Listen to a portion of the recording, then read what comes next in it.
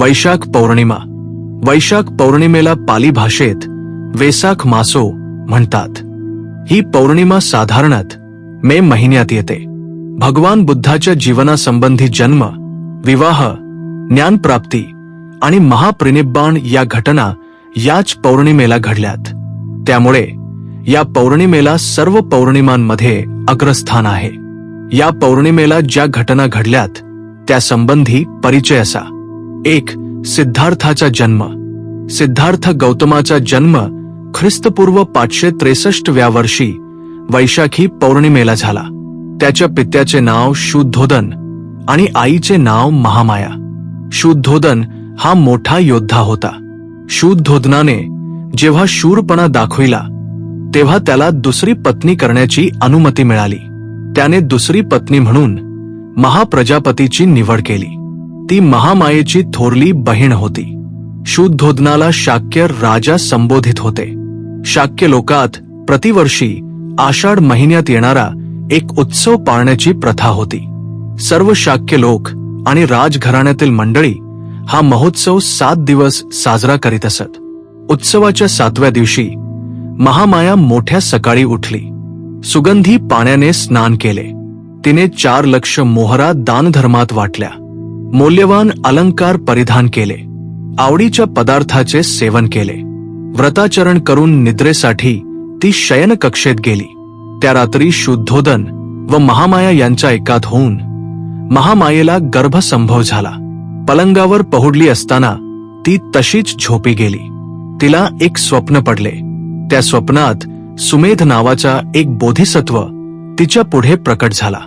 तिला म्हणाला, मी माझा जन्म पृथ्वीवर घेण्याचे ठरविले आहे. तू माझी मत होण्यास कबूल होशील का? तिने उत्तर दिले. मोठ्या आनंदाने त्याच क्षणी महामायेला जाग आली. पात्रातील तेलाप्रमाणे 10 महिने बोधिसत्वाला तिने आपल्या गर्भात धारण केले. प्रसूतीसाठी तिने आपल्या माहेरी जाण्याची इच्छा व्यक्त केली. आपल्या पतीला ती म्हणाली, माझ्या पित्याच्या देवदह नगरीला मी जाऊ इच्छिते. राजाने संमती दिली. देवदहला जात असताना मार्गात फुलांनी बहरलेल्या तसेच पुष्पविरहित अशा वृक्षांच्या गरद वनराईतून महामायेला जावे लागणार होते. त्याला लुंबिनी वन म्हणतात. तेथील मनोरम दृश्य पाहून महामायेच्या मनात तेथे क्रीडाविहार करण्याची इच्छा उत्पन्न झाली. महामाया पालखीतून खाली उतरली. तेथील एका सुंदर शालवृक्षाच्या बुंध्याजवळ ती चालत गेली. शालवृक्षाच्या एका फांदीला धरावे अशी तिची इच्छा झाली. वायाच्या झुळुकीने एक फांदी खाली आली. तशीच महामायेने ती फांदी हाताने धरली. अचानक फांदी वर गेल्यामुळे झटक्याने महामाया वर उचलली गेली. तिला प्रसूतीच्या वेदना असह्य होऊ लागल्या. शालवृक्षाची फांदी हातात धरली असताना उभ्यानेच तिने मुलाला जन्म दिला. तो दिवस वैशाख पौर्णिमेचा होता. त्या मुलाचे पुढे नाव सिद्धार्थ ठेवण्यात आले. अशा प्रकारे सिद्धार्थ गौतमाचा जन्म झाला. 2. सिद्धार्थाचा विवाह. सिद्धार्थाच्या मातेचे देहावसान झाले तेव्हा तो अवघा 7 दिवसांचा होता. वयाच्या 8व्या वर्षी सिद्धार्थाच्या विद्याभ्यासास सुरुवात झाली. सब्बमित्ताच्या हाताखाली सिद्धार्थ गौतमाने सर्व दर्शनशास्त्रे आत्मसात केली. शेतामध्ये एकांत स्थळी जाऊन समाधी लावण्याचा प्रयत्न करीत असे. त्याचे बालपण परमोच्च भावनेने व्यापलेले होते. सिद्धार्थ गौतमाची करुणावृत्ती इतकी उत्कट होती की देवदत्त या चुलत भावाची मर्जी राखण्यापेक्षा एका निष्पाप पक्षाचा जीव वाचविणे त्याने अधिक पसंत केले. सिद्धार्थ गौतम 16 वर्षाचा झाला होता. त्यावेळच्या प्रथेप्रमाणे दंडपाणी नावाच्या शाक्याने आपल्या मुलीच्या स्वयंवरात भाग घेण्यासाठी शेजारच्या सर्व देशातील युवकांना निमंत्रणे पाठविली होती. सिद्धार्थ गौतमलाही निमंत्रण पाठविण्यात आले. दंडपाणीची यशोधरा नावाची मुलगी आपल्या सौंदर्याविषयी आणि चारित्र्याविषयी प्रसिद्ध होती. तिने 16च्या वर्षात पदार्पण केले होते. सिद्धार्थाच्या मातापित्याने देखील निमंत्रणानुसार स्वयंवरास जाण्यास आणि भाग घेण्यास सांगितले. सिद्धार्थाने मातापित्याच्या इच्छेला मान दिला. स्वयंवरात जमलेल्या सर्व युवकातून यशोधरेने सिद्धार्थ गौतमालाच मनोमन वरिले. परंतु दंडपाणीला हा युवक पसंत नव्हता, कारण तो संन्यस्त वृत्तीला आहे हे दंडपाणीला माहीत होते. त्यामुळे तो आवडत नव्हता. हा विवाह होऊ नये यासाठी दंडपाणींनी धनुर्विद्येचे कौशल्य दाखविण्याची परीक्षा घेतली जावी असे फर्मविले. सुरुवातीला सिद्धार्थ या बाबतीत तयार नव्हता. त्याने नकार दिल्यास त्याचा पिता, त्याचे कुळ व सर्वात अधिक यशोधरा यांना लाजेने खाली मान घालण्याचा प्रसंग येईल हे त्याच्या लक्षात आले. स्पर्धा सुरू झाली. प्रत्येक स्पर्धकाने आपली पाळी येतात आपले कौशल्य दाखविले. गौतमाची पाळी सर्वात शेवटी आली, परंतु त्याची बिनचूक निशाणबाजी सर्वश्रेष्ठ ठरली. तदनंतर विवाह समारंभ झाला. शुद्धोदन व दंडपाणी ह्या दोघांनाही आनंद झाला. त्याचप्रमाणे यशोधरा व महाप्रजापतीलाही अत्यानंद झाला. विवाह होऊन अनेक वर्षे लोटल्यानंतर यशोधरेला व महाप्रजापतीलाही अत्यानंद झाला. विवाह होऊन अनेक वर्षे लोटल्यानंतर यशोधरेला एक पुत्र झाला. त्याचे नाव राहुल असे ठेवण्यात आले. 3. सिद्धार्थाची ज्ञानप्राप्ती. वयाची 20 वर्षे झाल्यावर प्रत्येक शाक्य तरुणाला संघाची दीक्षा घ्यावी लागत होती. संघाचे सभासद व्हावे लागत होते. सिद्धार्थ संघाचा सभासद झाला. शाक्य संघाच्या सभेत जे काही घडले त्याच्या वृत्तांत सिद्धार्थ गौतम घरी परतण्यापूर्वी बराच वेळ अगोदर राजवाड्यात पोहोचला होता. घरी परताच सिद्धार्थ गौतमाने पाहिले की त्याचे माता पिता रडत आहेत. ते दुःखमग्न झाले आहेत. नंतर सिद्धार्थ यशोधरेच्या महालात गेला. तिला पाहून तो स्तब्ध राहिला. यशोधरा म्हणाली, कपिलवस्तू येथे संघाच्या सभेत काय घडले ते सर्व मला समजले. त्यावर सिद्धार्थ म्हणाला, यशोधरा, मला सांग, परिवर्ज्य घेण्याच्या माझ्या निश्चयाबद्दल तुला काय वाटते? त्यावर यशोधरा म्हणाली, ज्या अर्थी आपल्या जवळच्या प्रियजनांना सोडून आपण परिवराजक होत आहात, त्या अर्थी आपण एक असा नवीन जीवनमार्ग शोधून काढा की तो सकल मानवजातीला कल्याणकारी ठरेल. ही एक केवळ माझी इच्छा आहे. याचा सिद्धार्थ गौतमावर मोठा परिणाम झाला. त्याने सर्वांचा निरोप घेतला आणि पित्याच्या वात्सल्य दृष्टीने राहुलकडे पाहिले आणि तो निघून गेला. त्याने कपिलवस्तू सोडले आणि तो अनोमा नदीच्या दिशेने जाऊ लागला. परिवर्ज्य ग्रहण करण्याच्या वेळी सिद्धार्थ गौतमाचे वय 29 वर्षाचे होते. कपिलवस्तू सोडल्यावर मगध देशाची राजधानी राजगृह येथे जाण्याचा सिद्धार्थने विचार केला. हा सगळा प्रवास 400 मैलांचा होता. गौतम राजगृहात असताना तेथे आणखी 5 परिवराजक आले. हे 5 परिवराजक म्हणजे कौंडिण्य, अश्वजित, कश्यप, महानाम आणि भद्रिक होत. गौतमाचे रूप पाहून ते देखील थक्क झाले. गौतमाचे नव्या प्रकाशाच्या शोधात भीगऋषीच्या आश्रमात प्रवेश घेतला. आलार कलाम यांची भेट घेतली. तिथे सांख्य तत्वज्ञानाचा अभ्यास वैशाली येथील आश्रमात केला. आलार कलामांनी त्यास ध्यान मार्गाचे शिक्षण दिले.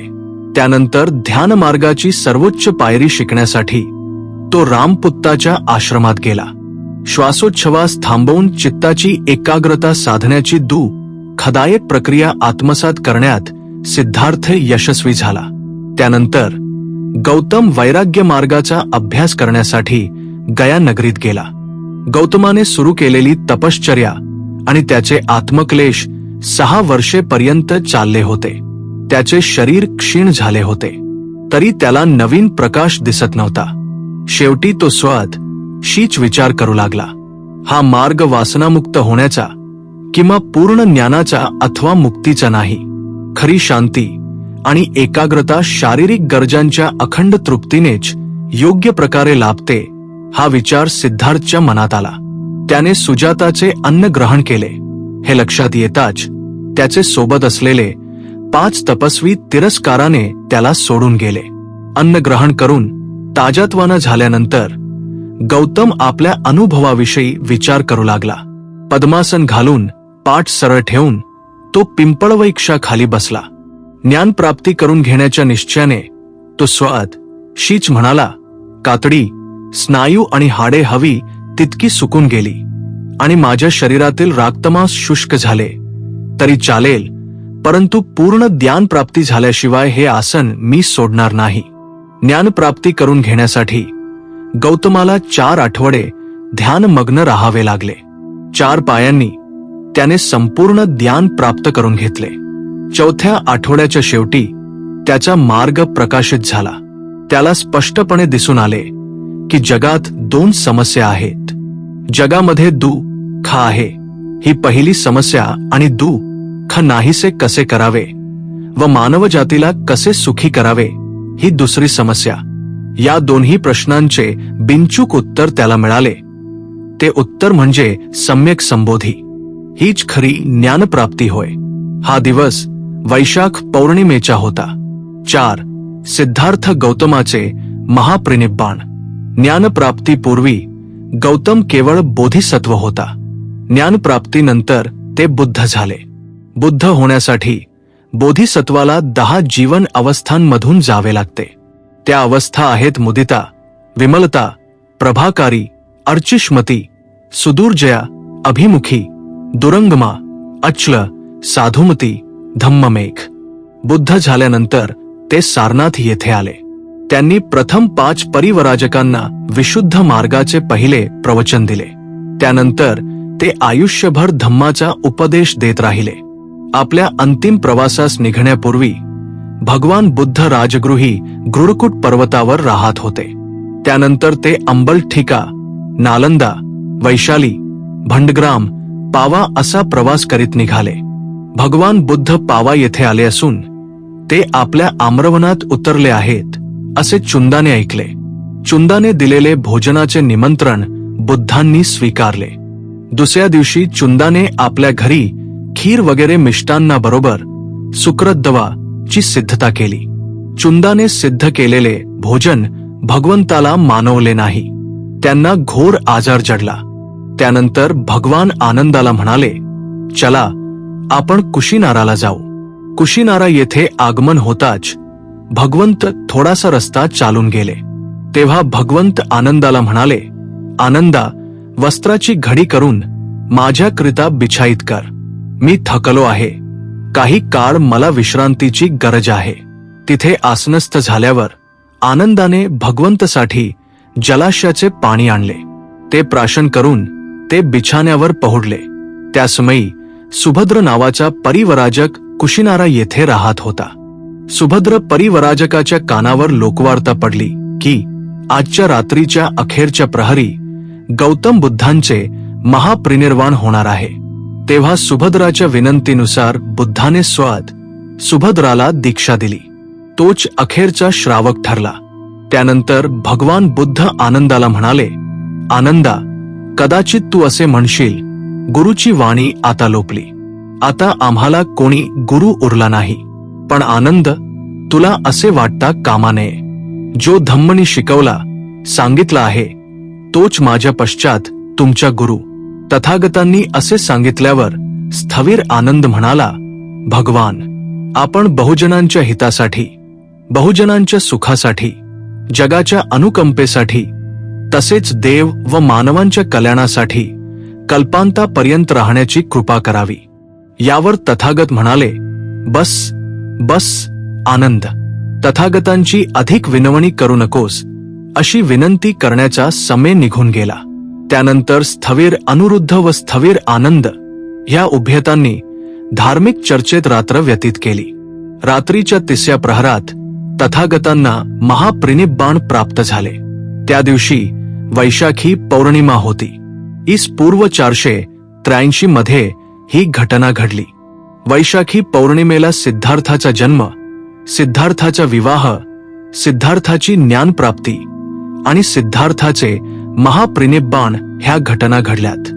या वैशाली पौर्णिमेला बुद्ध जयंती म्हणून संपूर्ण जगात साजरी केली जाते. वैशाखी पौर्णिमा सर्व पौर्णिमेत सर्वश्रेष्ठ मानली जाते.